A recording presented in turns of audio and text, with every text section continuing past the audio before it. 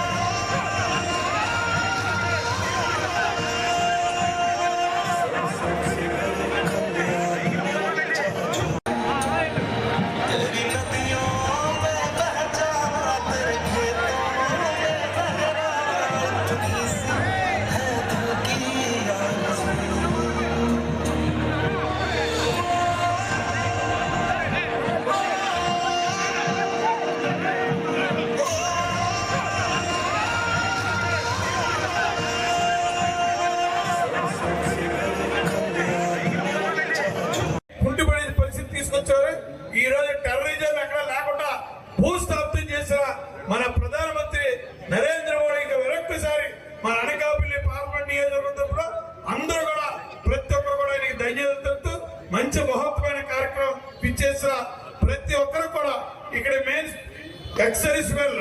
Excise సోదరులందరూ కూడా మీరందరూ కూడా దేశభక్తితో మీరందరూ కూడా ఇచ్చేసేందుకు మీ అందరూ కూడా పేరు పేరు ధన్యవాదాలు. సమయభావం లేకపోవడం వల్ల ఈ సెలవు తీసుకున్నాను.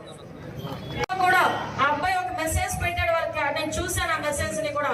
అమ్మా నాన్న జాగ్రత్త అని వాళ్ళ కజిన్ కి ఒక మెసేజ్ పెట్టి పేలుళ్ళు అవుతున్నాయి, బాంబులు వేస్తున్నారు, అమ్మా నాన్న జాగ్రత్త అని చెప్పి నెక్స్ట్ మినిట్ అబ్బాయి చనిపోయిన పరిస్థితి.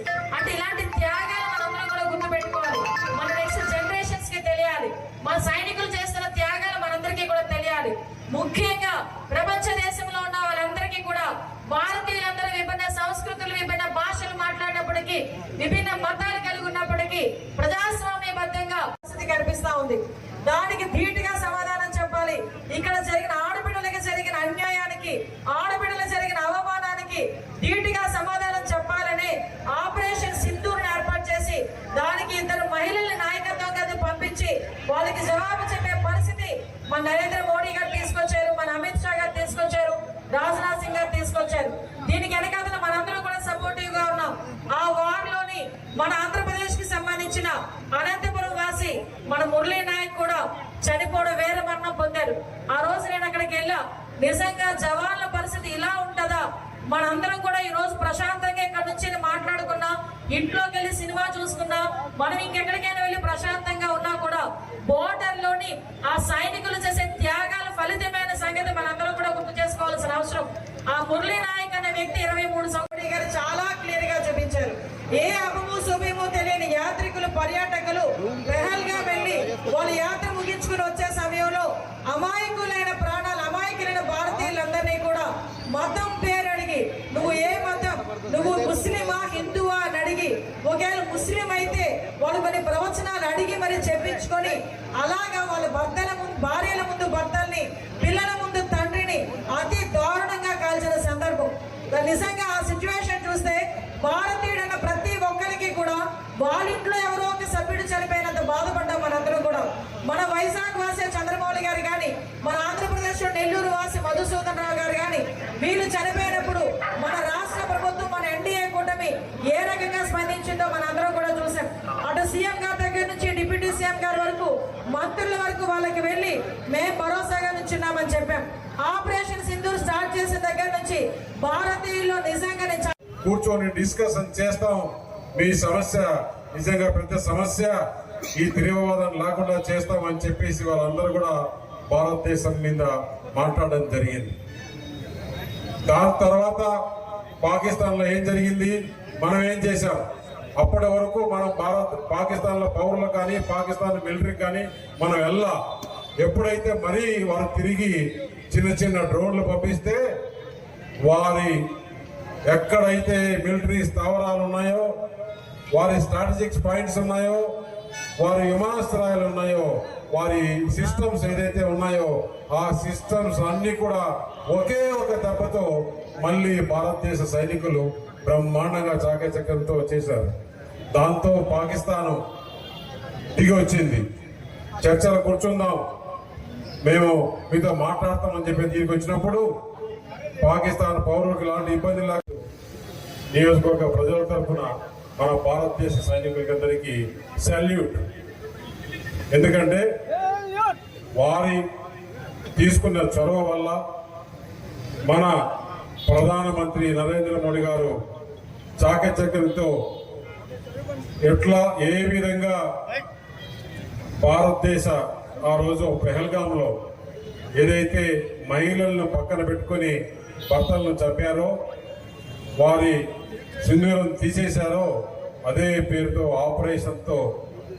ఆపరేషన్ ముందు మన అమరావతికి వచ్చి ప్రధానమంత్రి గారు అక్కడ మాట్లాడి వెళ్ళిన తర్వాత బ్రహ్మాండంగా పాకిస్తాన్ లో ఏదైతే తీవ్రవాదుల స్థావరాలు ఉన్నాయో ఒకే 20 నిమిషాల్లో దాదాపు 9 చోట్ల